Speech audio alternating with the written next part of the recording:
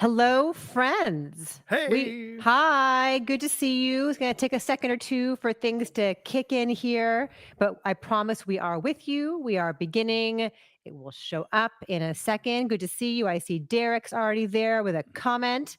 Derek says, I like this movie a lot. Lots of laughs, lots of emotions. Flash is a good time at the cinemas. Yes, there are emotions to be had. And I think we should be live with you right now. Sydney Let's Travel just Guide is there. let's Hi, assume we Brent. are, Always right? good to see Brent. Brent, I appreciated your thoughts on No Hard Feelings. Brent saw No Hard Feelings also and had some thoughts on that. So yes, there Hmm. we are. Hi, everybody. How's it going? Good to see you folks who are out there. We're looking forward to more folks joining us. And again, this is a spoiler free for all. Yes. So if you don't want to know anything about The Flash, Spider-Man Across the Spider-Verse, or Transformers, Rise of the Beasts, right? Then skedaddle, scoot, because we're going to be just saying all the things about all the things. Yeah, so great to see you guys. Thank you so much for joining us. Real fast, if we could just do an audio level check in, let us know how we sound. Always good to know that it changes all the time. I don't move the settings, but things move and change. Indeed. So, Google changes its mind. hello, David. Hello, Chick Modest. Hello, Matt. Always good to see you. MK Songbird. Hello. Sasheen is here. Our new friend Sasheen, who has been so active in the comment section lately. Nice to see you. Hello, Tony. Hi, everyone. Brent, you have not seen Rise of the Beast. I don't want to spoil a Transformers movie for you, Brent. I'm a little worried about this.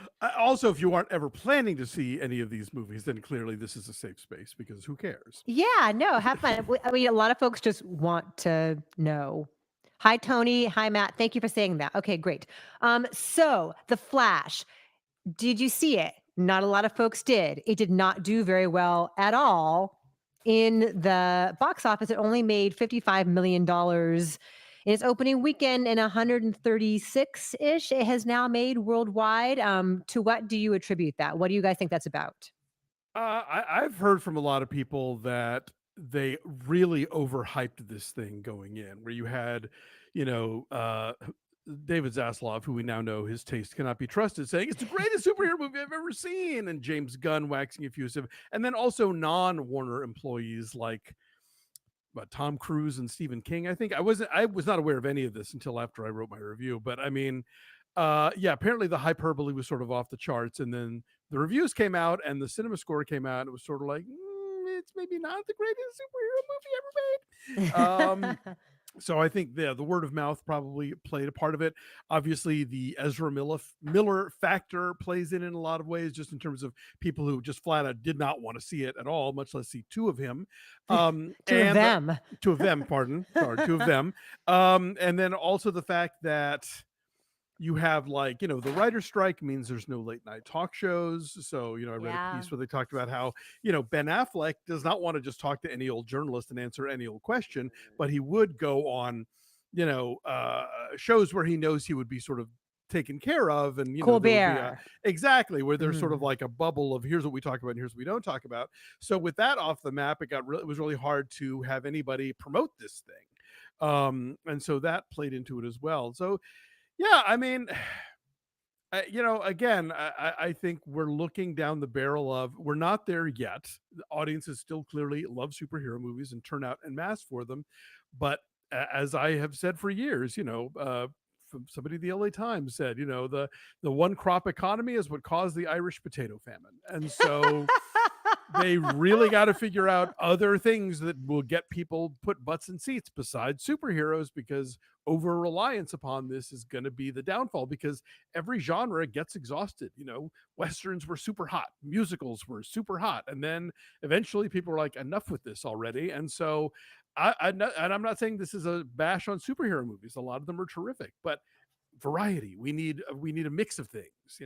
So what does that mean going into, guns overseeing of DCU or DCEU or whatever they're calling it these days? Like, does this mean that they need to like pump the brakes on this? Marvel, of course, has like many, many years of content to go still. Anyway, I don't know. I don't know. Who knows? I'm sure that given the current state of movies and the relentless chasing of IP opportunities, I don't think any of those movies are going anywhere. I think they're all in the pipeline because the odds are still in your favor that a superhero movie will make a crazy amount of money. But I think what we're looking at is the pursuit of, and this has been an ongoing thing, of studios would rather spend $250 million in the hopes of making a couple of $1 billion than spend 50 million in the hopes of making 200 million. Yeah. Transformers, meanwhile, has made $275 million worldwide. People seem to still like that. It had a pretty chunky second weekend drop, though, I think, Or did it? like Tony, 68% or something. I'm sorry to interrupt you. Tony says, I have not seen The Flash, conflicted about seeing it. Tony, why is that? Is that because of Ezra Miller? I do wonder, and you and I, Alonzo, were talking to our friend Christian Harloff about this the other day at a screening. Like, do people who don't live and breathe film, do people Yeah. who don't work in this industry Do they even know? know and or care about Ezra Miller's troubles with the law, with mental health issues they've been dealing with? I don't know that the average person cares. And clearly, if you guys are here with us right now in the middle of your day, you care. But I do wonder, like, what do average folks think about that? Yeah. Or do they? And I think it's also worth remembering, like with what you were bringing up about the whole James Gunn version of the DC universe. Yes, to a lot of people who really follow this stuff online and are interested in it, they are fully aware of, like, oh, regime change, and now it's going to Mhm. blah blah blah. I think a lot of average moviegoers are like, oh, it's a Batman movie. And they're not necessarily privy or interested in the machinations of how we got here and where this fits and yada yada. It's just like, it's a Batman movie. Yeah. Eric Kirby's got a question that I'd like to address real fast. He says, Christy and Alonso, top two superhero movies you actually cried at. I cried at the end of Spider-Man No Way Home when it Oh. is clear that they're all having to say goodbye to each other and that Peter is making this choice to erase everyone's memory, that they're going to know who he was and the times they had together, because that friendship with him and MJ and Ned is so sweet. So I thought, and they all handled that moment so delicately and it's shot so intimately. So that worked for me. What about you? Have you cried a superhero movie, Alonzo?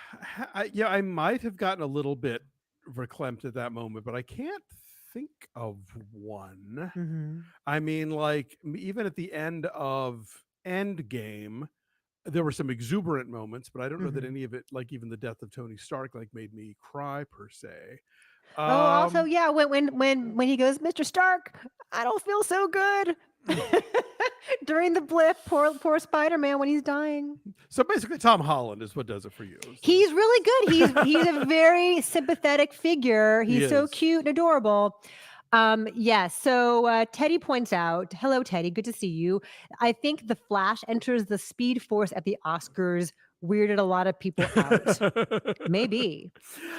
Maybe not the moment itself, but just the idea of, like, this is the most memorable moment in the history of cinema. What are we even talking about?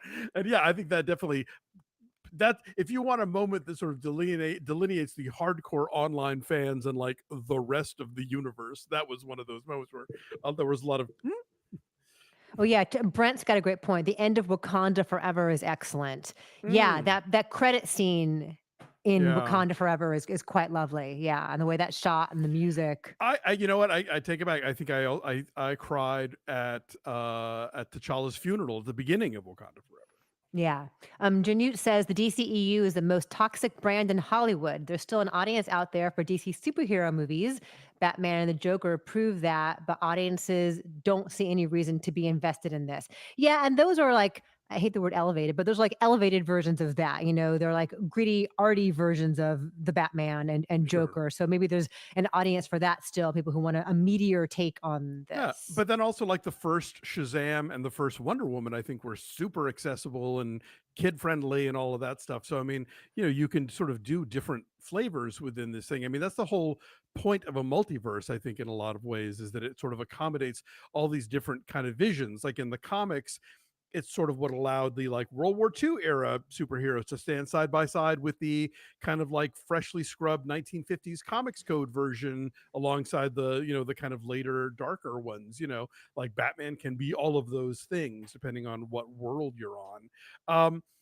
But yeah, I don't, it's hard to say. I think that the difference is that, like, Marvel didn't go into this knowing what it was going to become. They had high hopes and they wanted to sort of craft this thing, and then it sort of built on itself organically, and they were able to then do the Avengers and expand it out and all this stuff. Whereas the success of that, I think, led DC to be like, oh, we're sitting on a gold mine here. Let's do that. And I think maybe it's harder to just begin with the thought of like this is going to be a massive thing as opposed to sort of like let's do this hero and then this hero and then this hero and we'll stick Sam Jackson in the closing credits as to tie it all together and we'll see what happens and fingers crossed. I mean, maybe I'm naive, I don't know, but that's sort of my look at how that kind of went together. I guess we ought to talk about spoilers. It's why you guys are here. Yes. So what are some of the things that we couldn't talk about in our review as far as what was spoilery? Like We what all didn't. happened with his mom and dad and all that? Yeah, we didn't talk about Supergirl for one thing. Yeah, Sasha Kaye. Yeah, so the timeline that he winds up in, where there's it's the Michael Keaton Batman who's now turned into the Big Lebowski. Um, No there's wonder I liked him so much there like you that. go. There's no Justice League, and then Superman apparently had been captured by the Soviets and was being held, in this dome circle sphere thing, whatever, to sort of keep her away from the yellow sun and not allow her to get to her powers. And so yeah, so it's Supergirl. But what that reminded me of, though, is I was thinking about that this morning at the end where he sees all the different universes and the George Reeves Superman and the Christopher Reeve Superman and all that stuff. Like, we talked about how people have talked about how they left out Brandon Routh. They also left out all the CW stuff. Like, Mm. where was Grant Gustin in there? I mean, they did have Jay West, I guess, from the series, but they didn't have, Flash or the Arrow or the, DC's Legends of Tomorrow. Like, that's a whole chunk of their Oh. franchise. It was weird to not give it some kind of like, at least a minor tip of the hat. There's Supergirl for that matter. Yeah. Oh, so Shane brings up a good point. Yeah, with that, Clooney and Nick Cage showing up made me laugh hysterically, and no one in my screening knew why. We were laughing hysterically with you from far away because that looked Yeah. terrible. Well, yeah, it looked awful. We were laughing for the wrong reasons, but like the Nick Cage is the thing we didn't talk about because it is a big thing. But to me, that typifies everything that is wrong with this movie Mhm. because it is such a sop for everyone who is like followed the saga of DC on the internet for years. If you know the story about Kevin Smith writing the script for Tim Burton and the giant spider and the blah blah blah blah, then you look at that moment, you're like, I get that, ha ha. And I think a lot of viewers are like, why is a stringy-haired Nicolas Cage fighting a big scorpion? I don't. What is that? What is that? Also, he named his son Kal-El, He did indeed. right? And, Like and he's had the Superman obsession for a long time. It's been his dream to play this role. and It's he the got role he was born to play, baby. he got to play Superman in Teen Titans Go to the Movies. I That's thought that true. was plenty, but no. That was funny. And that was, I guess, a fan servicey thing in a way that didn't feel gratuitous. A lot of folks, in response to both our out of the theater reaction and our review, are like, what is wrong with fan service? How would you even define fan service? And we actually had a nice talk about this at the dinner table one night with Nick. So I think when it's fan servicey, and I'm guessing this is how you feel about it too, please elaborate, is like when it's like, here's a thing without like in any way beefing up the actual film, right? It just feels like placement for the sake of placement to be the Leonardo DiCaprio pointing meme to make you feel like, I know a thing. And Right. that's how I felt about all of Ready Player One. Oh Like, God, exactly. Yes.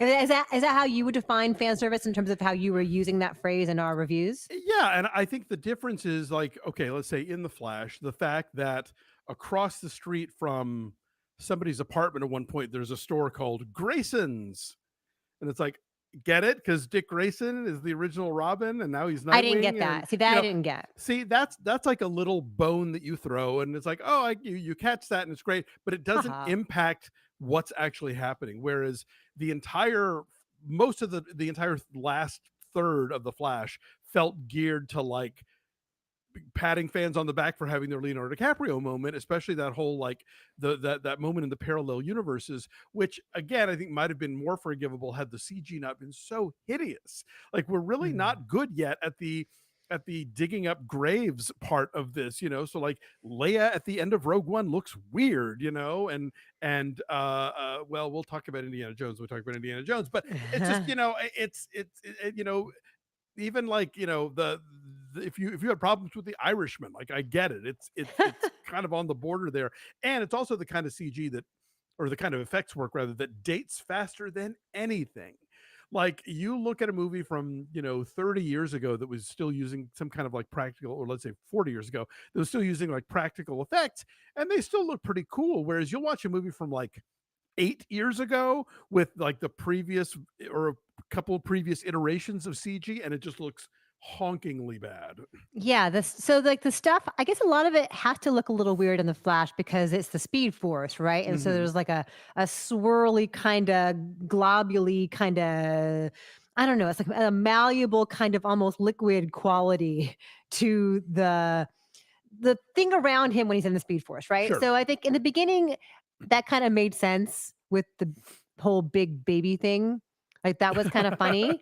And like and that use of it like to point out the little details of all the stuff going on, like that was kind of fun. But when Yeah. it's intended to be stirring, like legitimately emotional, it's a distraction, I thought. The whole thing with like all the stuff swirling and colliding into each other, it just like look big blobs of dirt and light and color. Yeah, the whole like the multiple timelines thing that he winds up in. Yeah, that was, yeah, that was, I saw at the beginning what they were trying to do, but the more they added onto it, the more kind of visually cacophonous it became.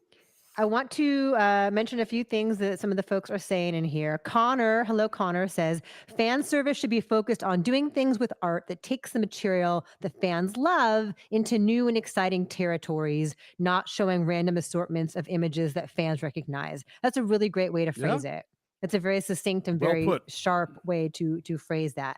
Shane says fan service was fun at first, but now it's so entrenched in these types of movies that it almost feels like programming fans to do the I remember things and cheapens the value of films overall. Yeah, I agree. And it's like if you don't have that stuff, are you remiss and are you disappointing people? I don't know. Like you mentioned Indiana Jones. Like if you make an Indiana Jones movie and he's not wearing the hat and not cracking the whip and not afraid of snakes, is Right. it an Indiana Jones movie? But again, like that's, you know, the movie doesn't have to like write itself into circles to put a whip in his hand. It's just there, you know. Like James Bond is always going to have a certain number of, you know, signifiers, but it's like the movie doesn't have to like hop the track to get him to a bar so he can ask for the martini. Like he's always in places where he could already be ordering the martini, you know, that kind of thing. Yash says, I miss your reviews on the Young Turks with Ben Mankiewicz. I'm happy you found us here, though. We've been here Yeah. for, gosh, almost 5 years now, and Ben drops in from time to time. So we Hmm. will pass along your regards. Mayor of Earth 79 says, the worst cameo is probably George Reeves because, like, he hated being Superman. Is It's that true. true? He hated being Superman? He felt like it typecast him, yeah. And he was not, yeah. But I've never seen the movie Hollywoodland, which is about that, where Ben Oh, it Affleck was Ben Affleck. plays him. But yeah, my understanding is that George Reeves felt like that he was, once he played that role, he couldn't get cast in anything else. This is well phrased. MK Songbird says anything in the Chrono Bowl looks like it's from the mid 2000s. Yeah, like special effects should be better than this by now, right? Well, yeah, they should, but you know, again, we're, you know, this is the topic we're always talking about, where like these effects houses are being overworked and overextended and given ridiculous deadlines because they got to jam these movies out in theaters, and so we're not, you know, I'm sure that what we see in movies does not necessarily represent the pinnacle of effects work. You know, what we're seeing is what a rush job looks like. You know, I'm hoping that with all of the clout that Universal gave Nolan on Oppenheimer, with the, you know, not releasing any movies 45 days before or after and blah blah blah, I hope that he like allocated enough of the budget to really like pay his effects people what they deserve, because, you know, his movies, wait, no, hold on, I'm getting conflated with somebody else. Who did Zodiac? David Fincher. Fincher. Have you ever seen the Zodiac effects reel? Mm-mm. Because it's all stuff that you would never notice. It's basically like turning contemporary San Francisco streets into 1970s San Francisco Cool. streets. So like you're erasing buildings and putting in cars and stuff, and it's stunning. But like the average viewer is not going to pick that up while watching the movie. It's not until you see it later out of context in a kind of a Lynch Oz framework where it's like, oh, that's what you did. Whoa, that's so cool. Whereas this is like very visible effects work and it's often shoddy. Mike Webb says, when I saw the Clooney cameo at the very end, I audibly groaned and said, really? I think I might have as well, Mike. I think you speak for all of us. And then I had to Yeah. explain to Nick, I'm like, that's the nipples in the bat suit, Batman. He's like, oh, okay. Caleb asked a question that I'd love to address real fast because it came up a lot in the comments regarding fan service. He says, I have to ask you two, No Way Home had a lot of callbacks and cameos like The Flash, but can you explain why that may have worked better for you than The Flash?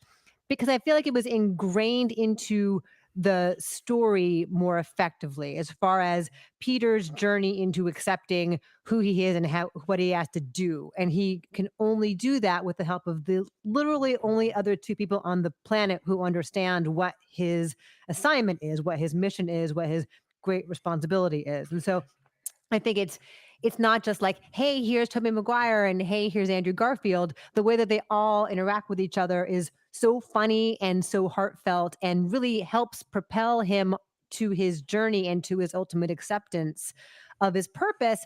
And it also gives him a chance to revisit things that went right and wrong with their characters, right? Like we talked about what was emotional in previous superhero movies. When Andrew Garfield gets to save MJ, that's a Yeah. nice moment. Yeah. So that's why that worked for me better. Sure, and I think this also touches on what's so effective about Spider-Verse is this idea that like Mhm. every Peter Parker is or every Spider-Man, whoever, winds up being Spider-Man in that universe is destined to suffer great loss and to, with great power comes great responsibility. And you see Miles Morales sort of chafing against that and being like, no, I want to be the Spider-Man that doesn't have to endure that is allowed to have, two living parents and all of that stuff. And so yeah, I think in both cases you're sort of dealing with these characters that are dealing with the sort of arc of tragedy in a sense that they have to go through, whereas like in the Flash it just feels more like a cautionary don't, like a butterfly effect story basically, because it'd be one if they'd made a movie where he encounters like the Jay West Flash, which is how the multiverse was born in the DC comics when those two Flashes met for the first time. They might have found some sort of common ground, although even then both of those in the comics both those characters don't really bear this like tragedy. I think the whole thing about the Flash's mom being murdered and the dad going to jail for it was something that was introduced, correct me if I'm wrong, like in the TV show, one of Mm. the iterations of the TV show. But yeah, I think Spider-Man, because it carries this legacy of like Uncle Ben and like all these I mean, Spider-Man was like the first superhero who was designed to be kicked around by the universe. And so yeah, so meeting multiple ones gives them that moment to sort of empathize with each other because they all come from that experience. CMR says, to go back to the CGI question real fast, the director stated that the bad CGI was done on purpose. Do you believe this? No, because No. wouldn't you want your movie to look good? No. He made the two It movies, and this is a huge, bigger even step up in terms of budget. Yeah. Wouldn't Nice you want it to try be though. good? I'm sorry, Dalen or Dallin. I'm sorry if I'm pronouncing your name incorrectly. Hey, It says, I also was confused if each universe then has a Flash at the center of it. Who is running to save Superman? Doesn't this Barry care more about saving Batman? Yeah, I don't know. yeah, yeah. That is a good question. Yes, and hi David, good to see you. Points out there's a whole how Fincher made the Winklevoss twins in Social Network, the Winklevi. Oh, Yes, right. that's seamless. And we were talking about how within the Flash too, when it's Ezra Miller opposite Ezra Miller as various versions of Barry, like that looked really good. Yeah, So those parts worked. It wasn't all terrible, but yeah, the Chronodome, as someone called it. Oof. Teddy asked, Christy, did you catch up with The Bear? Season 2 starts tomorrow. Yes, chef. Heard. I did. I did catch up. I am ready for whatever new incarnation of the beef is out there for us. I did not get early screeners of it. I'm just going to watch it. Same here. But I hear it's great from folks who have seen it. They all said it's great. And I'm funny, we saw No Hard Feelings recently, and even Moss Backrack is in that. yes. I'm like, cousin. I'm prepared for another series of anxiety attacks with this season of The Bear. Yeah, no, it's going to be so good. I'm excited. So thank you for urging me to watch that. Episode 7 in particular of The Bear season 1. I'm like, whoa, is this really all one take? Like I had to rewind it. I'm like, they haven't cut yet, have they? They're still going around. Then I had to read all kinds of behind the scenes stuff of how they shot that and how they blocked that. So that was A- pretty cool. And we've got 2 movies coming out this summer with Io Edebiri, so she's having a moment. Right. She's in Bottoms. Is that Uh-huh. right? And Theater Camp. I keep seeing, because I keep having to see R-rated movies, I keep seeing trailers for Bottoms, and it looks very funny. Yeah, I'm looking forward to it. That looks cute, and Joyride looks cute. Victor Di Giovanni, hello, says, here's a weird note. In the Keaton, Kilmer, Clooney movies, they're supposed to be the same person. Technically, when the Flash sees George Clooney, it should look like Keaton to him. That's a good question. That's true because they all have the same like Commissioner Gordon, right? Yeah, it's been a while since I've watched that those all those films, but yeah, my understanding is that like Kilmer and Clooney are stepping into this existing world, although obviously Tim Burton's vision of Gotham City is not the same as Joel Schumacher's vision of No. Gotham City. So I don't know. I mean, I think in the comics it was a little more clear as far as like when they did this sort of like earth hopping. Like I said, you have like World War II era Batman who doesn't have the circle around the bat, but then the later ones that do, and that, yeah. But with the movie and TV versions, yeah, I think there are ones that are like absolutely sort of different versions slash visions, and then ones that are like we're replacing one person. So I don't know. Antonio says, would you two like to see Sasha Kaye play Supergirl in James Gunn's new DCU? Or do you think a clean reboot is the best creative direction to go in? Love what you two do. Thank you, Antonio. Thanks. Um, I don't feel like she got to do a whole lot with this role. It felt Yeah. kind of dour and one note and also smothered in CGI. So I don't really know what she can do with this. And I'd be curious to see what opportunity she might have in an expanded role like that. Yeah, no, absolutely. I kind of feel like I haven't really seen her do it yet in a way because Mhm. she's given so little real estate in this movie. So yeah, if they want to give her another crack at it, that would be interesting to see. I've seen the argument out there. We should mention Maribel Verdú, who is always Mm, good. She's a she's lovely bright spot, my favorite thing in this movie, maybe. pretty much. The question is like, why isn't Barry interested in finding out who killed his mom? Uh, well, I think he'd rather have her alive than. But yeah, that's true. If she's not going to be alive, that would be the next thing of like actually investigating that. And I guess maybe now that I guess one on the list was exonerating dad, and now that's happened. So now number 2 on the list could be like, by the way, who killed her? Yeah, that scene in the grocery store is very nice, though.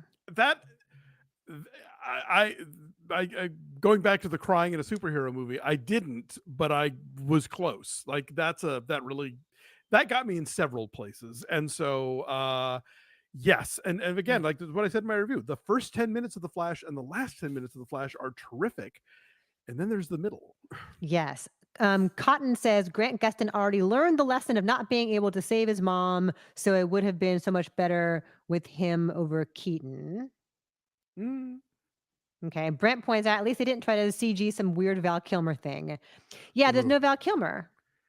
True. Is I is mean he there's not well enough to do this? I don't know, but I mean, like, I think maybe they wanted to set up the Clooney thing, so they didn't want to mess up those waters too much. But like, I mean, we could go down a list. Like, there's no the Smallville version of Superboy. There's no like there's a lot of different iterations along the years that like there was a Superboy series, a different Superboy series that happened like in the syndicated, I want to say in the 90s or something. Am I remembering that right?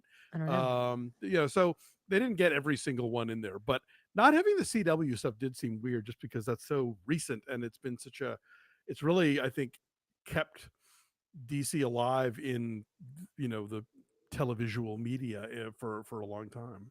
Hi, Santos. Santos says, "Yay, I made it to a live show. We're happy to see you. Good to have you here." CMR asked, "Did someone kill Barry's mom or was it an accident?" She gets stabbed in the kitchen, right? I believe so, Isn't she like yes. lying bloody on the floor in the kitchen? Yeah, So, oh, Sydney Traveler Guy points out Val Kilmer really hated being Batman. I do recall that from the documentary that like the true. suit was hard to act in. Yes. Well, I mean, think about it. Like you're basically limited to this, like this and like the two pinpoint eyes that are surrounded by like, black eyeshadow or whatever. It's a challenge. Yes. And as someone pointed MK out, Christian Bale is not in here either, but I'm sure he was like, I'm not signing that release. That is true. That's a good point. MK Songbird says even the horrible Titans TV show included Grant Gustin in their multiverse scene. LOL. Oh, That's wow. not a horrible show. It's cute. And the I, movie was really funny. no, no, no, no, no, not the cartoon, the live action Titans. Oh, okay. I thought you meant like the Teen Titans No, Go no, no. show. Yeah, no, that's great. I've never seen Titans, but I've heard mostly I keep hearing I should watch Doom Patrol, and I watched like one and a half, was sort of like, this is okay. But I just, there's just too much TV, y'all. Totally. Should we talk about Spider Verse a little bit since we're in the Sure. superhero world? The fact that Miles has before him the same challenge that Joel has in The Last of Us, right? Like the challenge is I can save one person or I can save everybody, and he's like, no, I'm going to do it all. Yeah. I'm going to embrace the and.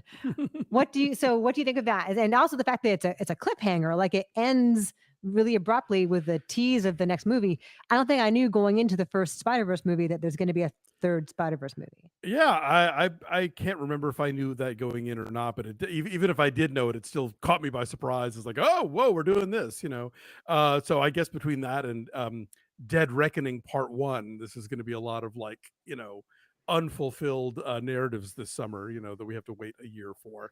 Yeah, no, like I said, I think that this is in the same way that when Lord and Miller did the Lego Movie, and there was the whole notion of like you know, unfettered creativity and mix and match and go wild and do whatever you want versus the sort of like notion of kind of uptight everything in its own box, sort of thing.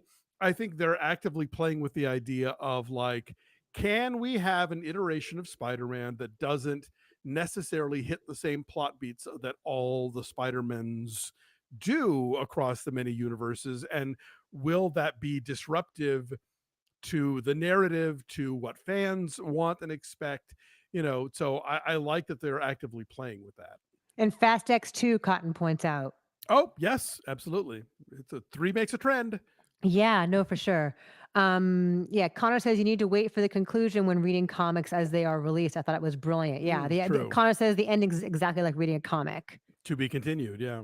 Right, for sure that leaves you there. Have any of you guys watched the Stan Lee documentary on Disney Plus? I watched it for radio recently, and yeah, it's very much an infomercial for Stan Lee and for all things Marvel, and it's playing on Disney Plus. But he's such a charming raconteur. Like his stories are so enjoyable, and they do touch a bit on his beef with Steve Ditko, Hmm. a little bit. Do they talk about how he would take credit for like Ditko and Jack Kirby's work more than he necessarily deserved to? Well, he explains it as like, I came up with the character. It's me. I trained him.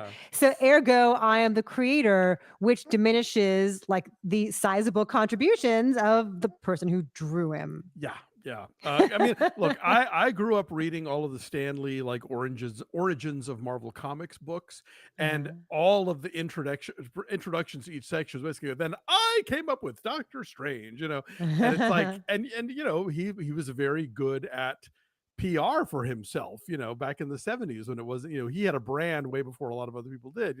He would have a newsletter, like a letter to readers in every issue of the magazine.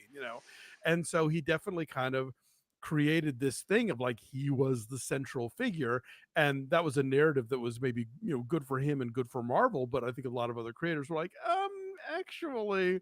So it's interesting to see how the history plays out, and I guess this movie is yet another salvo in sort of maintaining the mythos of like Stanley did everything. Yeah, there's a whole like celebratory thing at the end with all of his cameos in all of the Marvel movies. Like here he is with Jeremy Renner, and here he is with Robert Downey Jr. Here he is with Scarlett Johansson, and it's very much a love fest. Victor points out Stanley documentary slides right by taking all the money from Jack Kirby, painted it all as an ego battle, not making all the Mm. money. Yeah, the money is also a big factor as well. Let's never forget. Yeah. Mike points out it's from the director of Jiro Dreams of Sushi, which was a good Oh, documentary. Have you seen okay. that? I need to. I've always heard good things about that. So Yeah, this it'll make you is hungry. superhero dreams of sushi. Yes. And Mayor of Earth says, I heard Jack Kirby's son was unhappy about it. Yeah. Yeah, I think I saw that too. Yeah, understandably. Matt asks, will you guys be doing a Barbie Oppenheimer post-mortem? It feels like that would be a fun conversation too, maybe the following week. For the record, I think Barbie will win the weekend. That is a really good idea. I'm going to be on vacation the week leading into Barbie Oppenheimer and the week afterward. I'm going to be in Montreal that week afterward, but I could pop in. I could pop in the morning for an hour one day, maybe like that Wednesday after they come out, because it is such a big weekend. And I always Yeah, work on vacation. there, there will be plenty to discuss. And yeah, I think Barbie's probably going to win the weekend just out of number of showtimes. Sure. Although Oppenheimer does have all the IMAX screens locked up, and those tend to be pricier tickets. I've already gotten an email from one of the local chains talking about like the early Barbie screenings on like the Thursday starting at like noon or something. Oh, So cool. they are packing in that weekend as much as they can. That's great. Mark Garrett says, just chiming in to say, y'all rock. You Oh, rock. thank Thanks you, for sir. visiting us. We appreciate it. Yeah, Sydney Travel Guide says Spider Verse is immense. Oscar Isaac was great. They just had a really great cast in Spider Verse, and the animation is fabulous. Yeah, I forgot Oscar Isaac's in it. Yeah, and Issa Rae and lots of cool folks. Haley Steinfeld Yeah. and Jake Johnson. Yeah, Haley Steinfeld is so good and so versatile. Like I think she has a brand that she's just like likable, kind of smart ass, badass chick. But Yeah. the different avenues down which she plays that, from like Edge of 17 to Bumblebee to Begin um Again. right, she's in Begin Again. Yeah. Right. We don't talk enough about Begin Again. I really like that movie a lot. And it's like it was after Once and before Sing Street, and I think people sort of like forgotten about that one, but I love it. And I'm psyched to see his new one, which premiered at Sundance this year. Cool. I do love Sing Street, as you know. Connor Yes. says, thoughts on the trailers for Challengers and Priscilla. I have not watched the Priscilla one yet, but I saw the Challengers one. Alonso, do you know what this is? I don't know I know what Priscilla is. I don't know what Challengers is. It's the new Luca Guadagnino movie Oh, with right, with Zendaya Zendaya. and Mike. Is it Feist or Feist? I think it's Feist? Feist. Feist? But I've heard people it's say spelled Feist. I don't know. Faist. Like, shouldn't it be like waste with an F? I Someone let us don't know. know. Anyway, Yes. and Josh O'Connor. So yes, and they're like in this love triangle. But I did see it and I had a couple thoughts on it. It gives away like the whole movie, it feels like. Oh, see, this is why I don't watch trailers. I was thinking about you when I watched it. I'm like, Alonzo's not gonna like this. And then it just seems like an interesting world for Luca to play in. Unless there's like more of a dark side or a twistedness to this that the trailer does not indicate. It just seems like a much more conventional and standard kind of romance drama As long for as nobody him. eats anybody, I'm on board. No one, I don't think anybody does. They have three ways, but I don't think that they eat each other. It's a love triangle. Not gonna touch that one. Yes. Feist like feisty, says Matt. Okay, I believe Alright. you. like That's good. like is it Heim or Haim? It's Chaim. It's Heim, and that's Haim. So Chaim, because Chaim. I've heard them pronounce it is like saying Chaim, Like Chaim, L'chaim? Chaim Oh, Christy. Haim. Hi- Layered but- like lasagna? yeah. See, you guys will all understand that joke when you see No Hard Feelings, which we will talk about on Yes, Friday. we Maybe will. did any of you guys go to the sneaks on Saturday night? I went to a sneak on Saturday night of No Hard Feelings. I didn't even know there was one, but yeah, there was something that I made it a point not to give away in my review, and somebody commented, "Oh, everyone's already talking about this online." I'm like, well, Is it the song? No, it's a thing that happens at the beach at night. Okay. That. Yeah, and speaking of bad visual effects, the visual effects are really bad in that scene. We'll get into that. Okay. Cotton asks best John Carney song. For me, it's "Drive It Like You Stole It." Oh yeah, I mean, yeah, Drive It Like You Stole It for sure. Falling Slowly would be second, and then I forget the title of it, but I like the song that Keira Knightley sings on Adam Levine's Answering Machine with James Corden behind her doing keyboards. At the like the sort of kiss off song Oh, right. in Begin And Again. I begin love that again. one. I just realized that I made a bad eating pun, and it just occurred to me. Yes, Thank yes, you, you did. Brent. Thank you, Amber. Thanks, everyone. Um, I really like "If You Want Me" from Once because I Also like good. the song. What's that? I said also good. Yeah, I like the way that they. What's the word you use? It's not elegiac. It's not aromatic. What's the word where the music is inside the thing? Oh, diegetic. I knew that word, and it's a word you like, right? Because she's just like walking. She's got her headphones on, and she's Yeah, singing while she walks down the street. That is a good one. yeah, and Lost stars, lost stars. Everyone mm, says. yeah, the Begin Again songs, were all written by the guy who was New Radicals. Who died? What? The lead singer died early COVID. Are we? Remember, we talked about this. Are you thinking of Adam? Are you thinking of the Fountains of Wayne guy? Yes, that's what I'm thinking of. Okay. Right? Don't do this to me. Yes. Didn't he? Yes. I'm Adam so Schlesinger confused. did die of COVID early on. Yes. I am confused. Someone This up is why we don't here. go live more often, y'all. We're a mess. Thank you all for tolerating us. Eric Kirby asked, did you guys watch Extraction 2 yet? And if so, who is your action guy, John Wick or Tyler Rack? I have not seen Extraction or Extraction 2, I don't I think. think I did see Extraction. I was bored out of my mind, but like our friend Dan Waters loves Extraction too, so I might have to break down. But I have to say, I feel like the red notice of it all has really burned me out on a lot of these streaming action movies with big stars in them. I So agree. I'm not feeling compelled to watch it, but the more I hear people telling me it's good, then I may break down and take a look. Fountains of Wayne, Crazy Ex-Girlfriend songwriter died. Yes. Adam Thank you. Schlesinger. Oh my God, I'm so confused. Yeah, apparently, Brett says apparently Extraction 2 is awesome. Yeah, I hear that, but Okay. I'm with you on feeling a little gun shy. That is a pun I intended about these movies because they're just like noisy and soulless Yeah. and glossy. We And watched Ghosted, y'all. which one was Ghosted? Oh, that's Ana de Armas. Yes. Ugh. And she's a spy. Red Notice was awful. Yeah, thanks Grabil and Sasheen for agreeing with us on that. What? So we touched on Barbie and Oppenheimer a little bit. What else is coming out that you guys are really excited about? The next few weeks we have Indie next week. Although Alonso, you and I are going to review it this Friday. Yes. We have Mission Impossible coming out in a couple of weeks. I saw a trailer for something that's coming out in the fall, and now I'm trying to remember what it was. It's something that Focus is releasing. It's not My Big Fat Greek Wedding 3, although I'm sure that'll be fun too. Oh, Mike says we did review Extraction. That's how forgettable it is. I don't remember Oh, seeing, much less reviewing Extraction. Drive Away Dolls. What's that? It is Ethan Cohen's movie. He finally Oh. is doing a solo effort, and it stars Margaret Qualley and Geraldine Viswanathan, and it's like a lesbian road trip, and they're on the run from gangsters led by Coleman Domingo.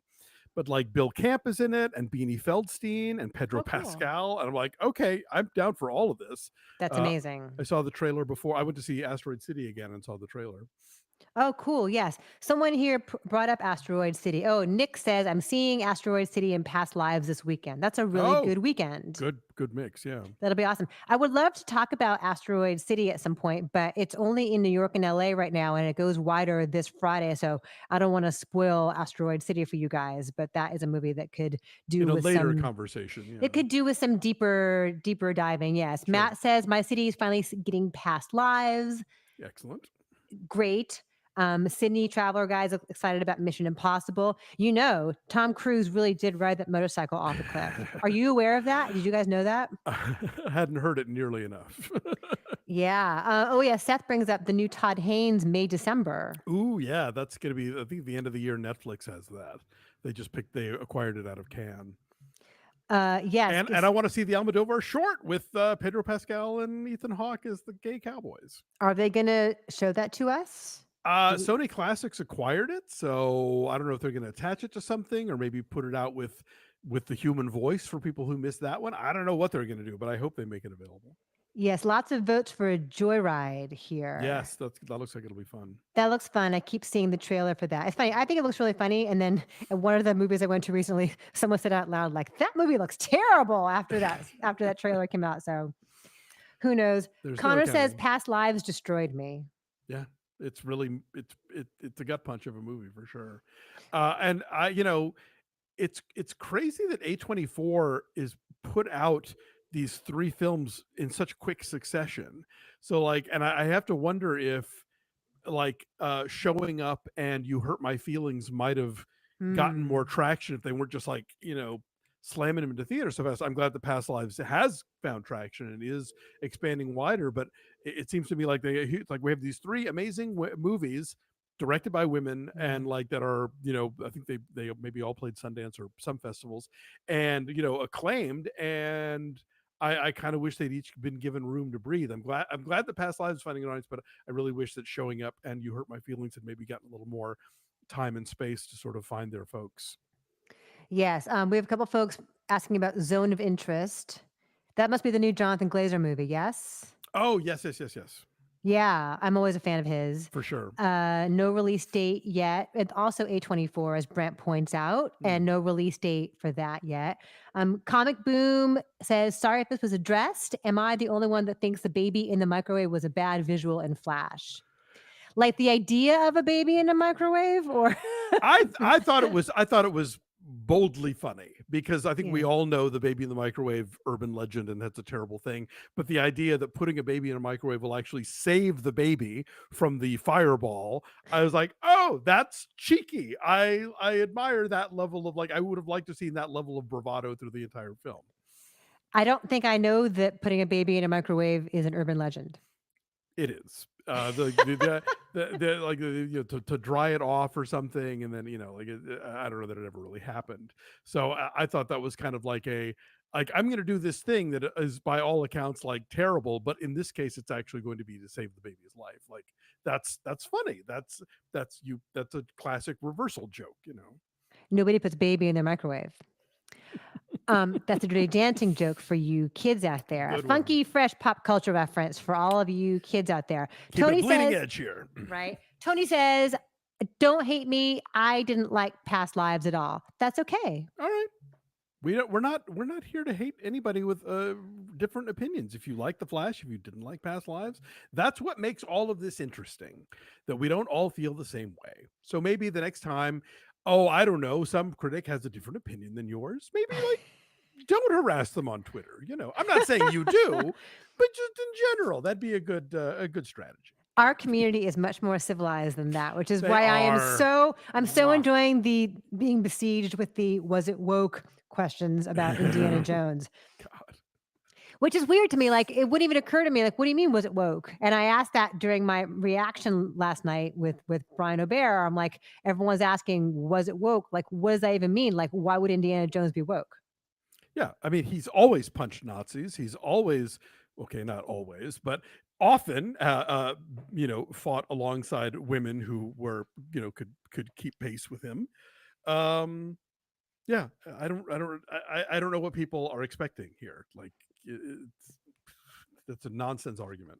I agree. People are angry though, and so I have lots of folks who are kind enough to explain to me in the comments what woke means. So there you go. But it's mind-boggling to me that people aren't going to see it and are actively wishing it to do poorly because of Phoebe Waller-Bridge, who's delightful, by the way. She's one of the best things in it. I enjoyed her, but we will go more in depth on that on Friday. Mike says, just saw Showing Up recently. I love the pigeon that Michelle Williams and Hong Chow nurture through the movie. Yes, it's a And it's very a it's sweet a metaphor. it's a puppet. It's a puppet. Yeah. How do you know that? Read about it somewhere. It's like a Chuck E. Cheese animatronic pigeon.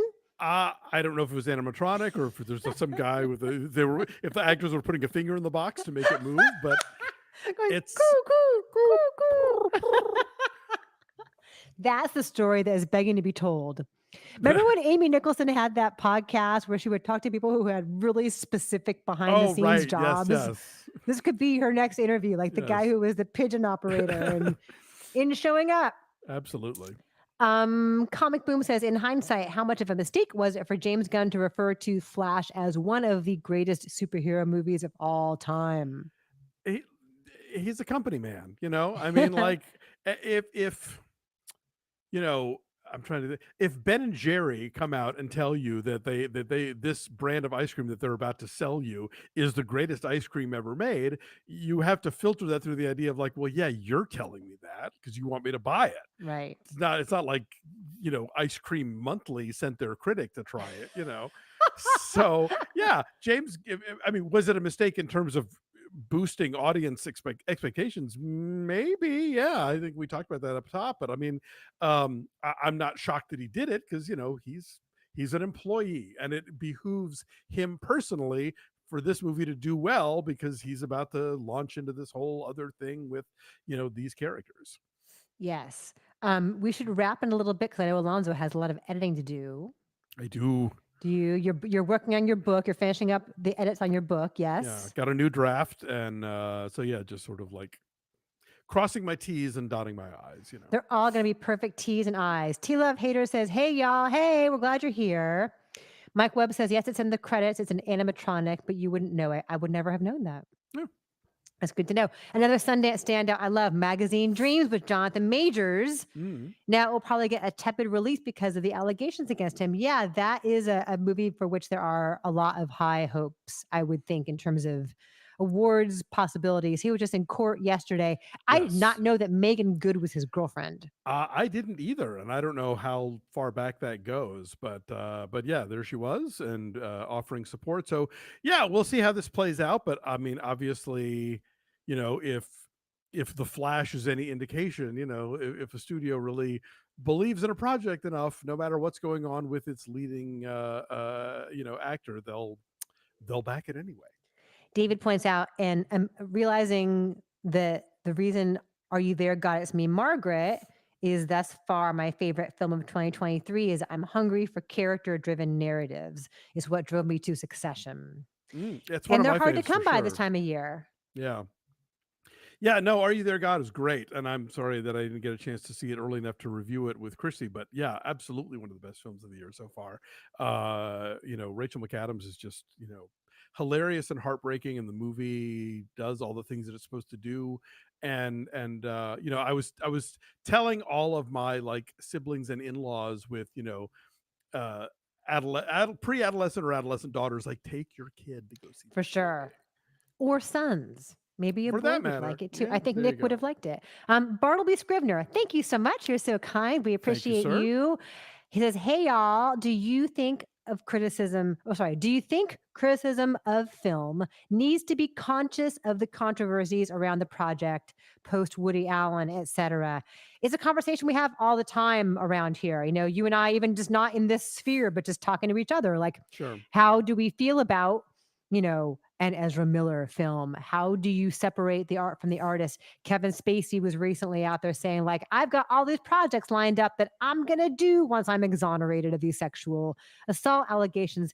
It's hard, I feel like with The Flash, you and I tried and hopefully succeeded in assessing it in terms of its artistic merit Yeah. alone. And Ezra Miller's performance is one of the best parts of that movie. Yeah.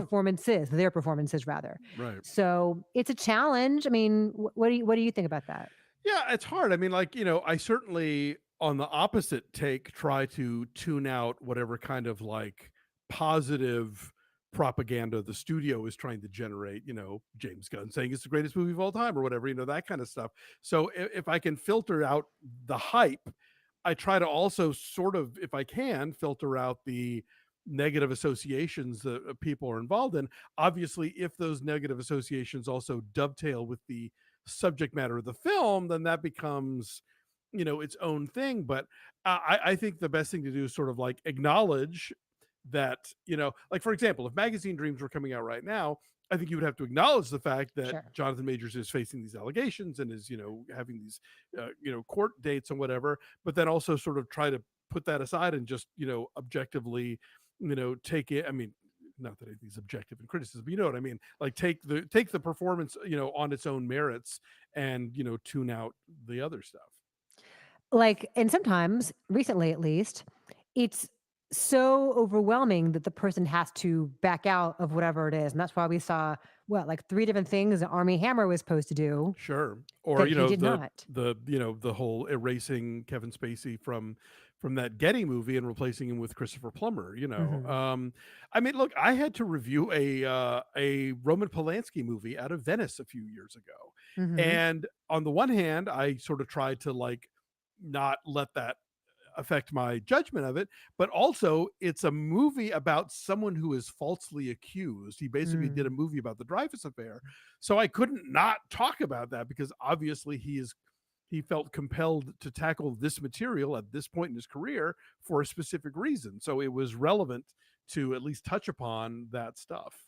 Victor says keeping track of every artist's personal life and failings is exhausting, and I'm ready to just ignore all of it and just experience the art. And again, like you were saying before, I think a lot of people who are potential ticket buyers to the Flash have no idea what's going on in Ezra Miller's life or what he may or may not have been accused of in various corners. So I think for a lot of folks, yeah, it's just not something that they register with. And I mean, you just sort of have to kind of decide for yourself what works for you. I definitely subscribe to the notion of like once they're dead, it's fine. You know, Well, CMR points out Jonathan Major's career is over no matter the outcome of the allegations. However, Ezra Miller kind of got off scot free. I, I you don't know know, about that. Yeah, I mean, it's too soon to say. I think for Jonathan Majors, we'll see how this plays out, and it may well be that this becomes like a sad chapter that he moves past, and that it turns out that he was being railroaded, and it all works out. I mean, I don't know. None of us can predict the future on that. I think Mhm. in the case of Ezra Miller, though, there was.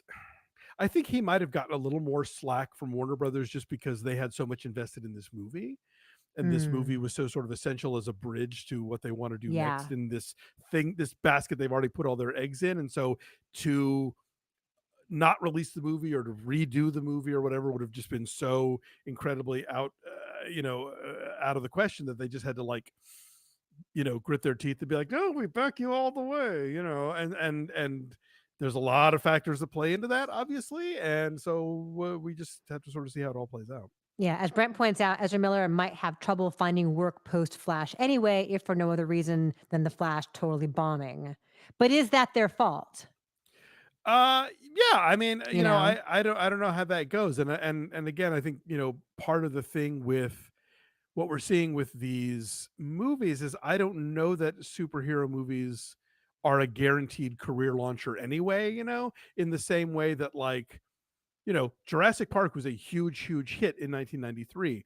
Did it catapult Sam Neill to the top of everybody's A list, can open a movie list? Not particularly. I mean, like Sadly, no. he's a respected character actor, but like I don't think that that it necessarily like made him into this sort of giant megastar. And so I think that the thing about superhero movies is that they I don't it's maybe a little too early to tell still like if they help your career at all, if they just sort of lead you doing Extraction 2 on Netflix. Like I don't know what the final tally here is. Obviously Robert Downey Jr., who went into this already with a pretty well established career, like played off to get even bigger out of it. But I think for a lot of other these actors, we have to sort of see like, do they want to keep making this kind of movie? Is this the sort of thing that draws them in? Like, are movie stars even a draw anymore? I think part of the whole thing with IP is that like Mm. you can kind of plug and play almost anybody. And so I don't know that when Chris Pratt isn't making like Jurassic movies or Mario Brothers, he's making like Amazon originals. So I think the notion of what these movies do for an actor's career has changed radically than what we might have seen in earlier eras where you were in a big hit, and so now you by association are somebody who can that studios want to invest big money in. So I do wonder, and maybe this is just the prism of my little bubble, but like I think directors are the stars a lot of the time. Like look at how well Asteroid City did Mhm. on 6 screens. Like it's the biggest per screen average. What was it ever for Since Focus? maybe, yeah, like since La La Land, apparently. Yeah. So I wonder, like, are people looking at like there's a new Wes Anderson movie and it's getting really good reviews and it looks good, I'm going to go Mhm. see it. Like there's a new Scorsese movie. Maybe that's the bubble of our world here and who our visitors are to our channel, that Yeah. people really know filmmakers, but I that's mean, my I perception. mean, in the '70s, that was certainly the case. I think Sure. where auteurs really sort of sold tickets. I mean, yeah, in the case of Wes Anderson, he is definitely one of the few contemporary filmmakers who I think is a brand name in a very broad sense. But also, like, it's also the new Scarlett Johansson movie and the new Jason Schwartzman movie and the new Tom Hanks Mhm, movie and the new, mhm. It's true. so like it's not like this is out of the element of talking about whether or not stars open a movie because it's The got new all of it. Liev Schreiber movie. Thank you. Yes. The new Tony Revolori movie. Oh my gosh, who isn't in it? Yes. It is 11 a.m. Alonzo, I know we need to let you go skedaddle and do your other work. I've got to go pick up my kid in a little bit. Summer is busy, you guys. Summer Yes. is not for relaxing. The time is not right for dancing in the streets, as it turns out. But we're so happy that you guys took some time out of your day, whatever is going on in your life. If you are indeed getting some downtime for summer, we're thrilled to see you. Great suggestion out there that we should do this again at the end of July after Barbie and Oppenheimer come out. For All sure. wherever I am on the planet, I will come find my laptop and we'll hang out for like an hour. That sounds maybe that Wednesday after July 21st, whatever day of the week that is. Okay. That sounds like a That's plan. I don't know what day that is. Is the That's 20 the if the 21st is a 26th. Friday, it's the 26th, yeah. I'm like trying to visualize a calendar in my head. Anyway, thanks so much, Brent. Thank you, Victor. Thank you, Santos. Thank you, Sydney. Thank you, Sasheen. Sorry for my random comments. Don't apologize. We're happy to see you. We're here for random comments. Right? Random comments are our fuel. Eric, Mike, Tony, thank you guys so much for spending some time with us today. Have a great rest of the day. I'm going to try and end this in a way that is seamless and classy. I'm going to press the Cheers, button now. everybody. Thanks Have for a being great rest of the here. day. See you Bye. later. Bye.